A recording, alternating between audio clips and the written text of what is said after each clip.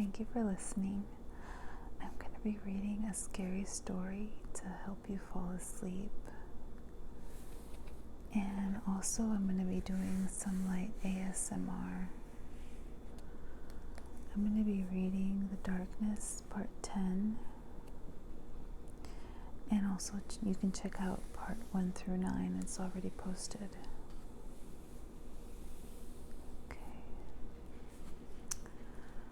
The next day, Dia was elated when she finally saw Steve again. He was standing by the end of the pool, same spot as yesterday. As they walked his way, Dia imagined herself running towards him, wrapping her arms around his neck and kissing him passionately. Then she realized, with a flush of embarrassment on her face, he might be able to read her thoughts. She noticed that Steve had a big smile on his face. Then an image entered her mind. She was in a gorgeous field, surrounded by flowers and butterflies. All the colors were so bright and intense. It felt almost like being in a painting. Steve was with her. His warm, soft lips parted hers, and his tongue delicately played with hers as his hands pressed into her back. Then he was kissing her neck. She tilted her head back and enjoyed the delicious feeling.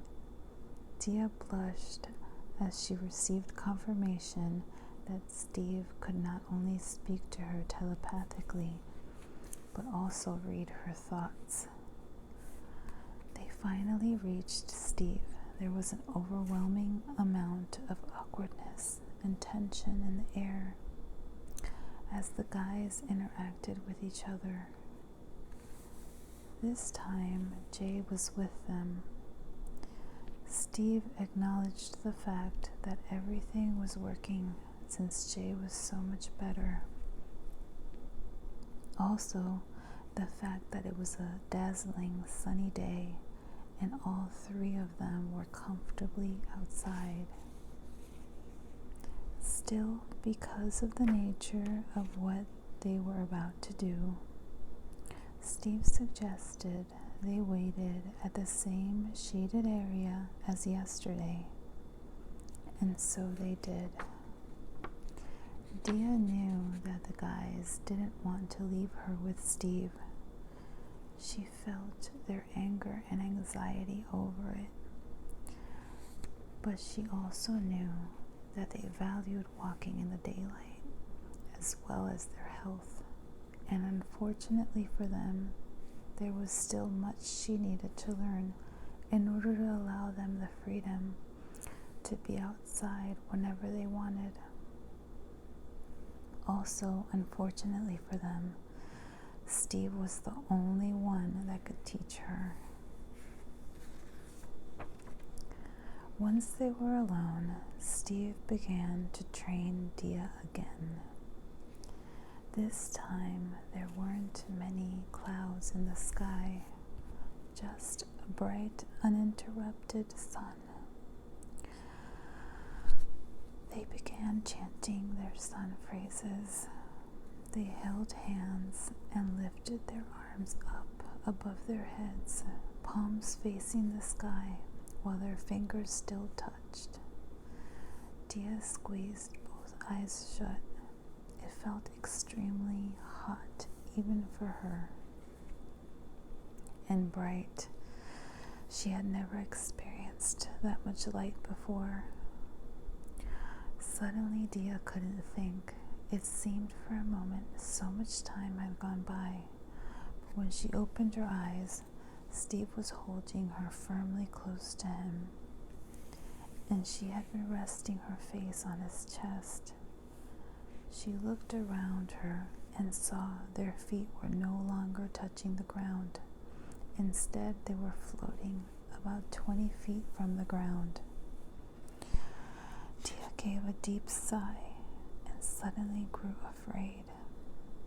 She looked down again and shuddered as she saw Mark, Sean, and Jay standing below her. She could see Mark was livid, and Sean's face was full of anguish and fear. Jay watched with his mouth open in utter amazement. All of a sudden, she didn't want anything more than to be with those three guys down there. Suddenly, Dia realized, as a wave of fear traveled through her whole body, that she knew nothing about Steve. She tried to let go of him. "Don't do that," he commanded, and like a flame without oxygen, she felt the light in him disappear. Although they were surrounded by light, she felt an enormous darkness. The darkness was thick and more than capable of bringing even the strongest man down. Dia pulled away with all her might, completely freeing herself for a moment from him. They quickly descended and were lowered to the ground before he could grab onto her arm again. Mark immediately grabbed her as soon as her feet touched the grass, burning his hands as he did so, but so did Steve. Then Sean stepped in front of him and shoved him as hard as he could, burning his hands in the process. And Dia was free, but not before Steve was able to scratch a small piece of her flesh with his nails. Dia screamed and grabbed her arm as blood came out. Steve sucked all of Dia's blood that was on his finger. "That's the best thing I've ever tasted," he said, and his eyes changed to a burgundy color. This time he spoke with an accent, one she had never heard. Mark, Sean, and Jay stood between Dia and Steve. "You want to take her away from us because you want her blood," Sean yelled, while he held his burnt hands together, which were healing, and so were Mark's. "We should have never let this happen," Mark muttered.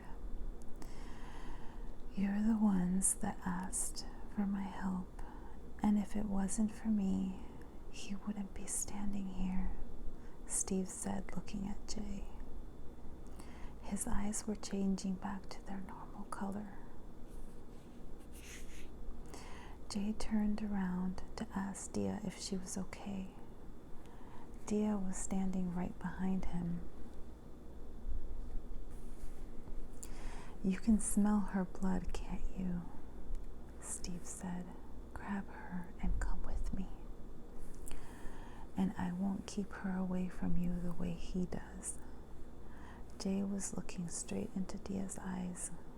His expressionless face made it impossible for her to tell if he was thinking. She wondered if he was considering Steve's offer. "Of course he is. He'll probably grab my arm and pull me over to Steve. Then the three of us will disappear out of Mark and Sean's life," she thought. For a split second, she imagined what kind of life she'd have. She would spend her mornings with Steve covered in sunlight. Then they would both feed on her. Jay, who she knew was secretly obsessed with her, would be happy. She imagined Steve biting her neck, then stopping, blood trickling from his mouth, and then Jay biting her. "And you will love it, little princess," Steve said in her mind. Dia put both hands on her head and screamed, "Stop it, stop it." "You need to leave now," Mark yelled. Jay looked at Steve and just shook his head. "Not now, but soon, right, Jay?" Steve said, laughing.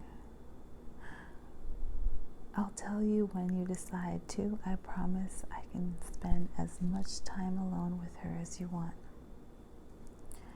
Jay sighed, and Dia rolled her eyes. All three guys began yelling at Steve in that other language. The scene was getting very intense, and it looked like punches were about to be thrown. And they probably would have if Steve wasn't like a hot oven to them. The only one who could really touch him right now was Dia. She felt a weird mixture of emotions. A part of her was still curious about Steve. She wanted to know why they shared this connection with the sun. She never really understood what he meant when he told her she was a sun child. And she didn't have a chance to ask him about that. Will I be able to perform the rituals alone? Will they still work? She wondered. The guys were only a few steps away from each other. She feared if things got physical, Steve would burn them and take her. She needed more time, and she wanted to put a stop to all of this. Steve, can you hear me? She spoke to him in his mind. Suddenly, she noticed his eyes move from Mark to her. Yes, he answered in her mind. She could still hear Mark and Sean and Jay yelling in the background. Don't hurt them. I'll go with you, I promise. Just give me some more time. Then you can comfort me, and we'll leave together peacefully, please, Dia said. All right, I trust you, Steve said in her mind and smiled. I'll come back for you. Sean was yelling at him right as Mark was about to put his hands on him. Steve lifted both hands up and started walking backwards away from them. They stared at him in sort of disbelief, completely unaware of the conversation he had just had with Dia, but grateful he was leaving. Dia breathed a sigh of relief, like some sort of catastrophe had been averted, because it had been. That could have gone so much worse. The rest of the day, she contemplated on it. What she had witnessed that morning opened her eyes to the reality that in the darkness there is much light, and that in the brightest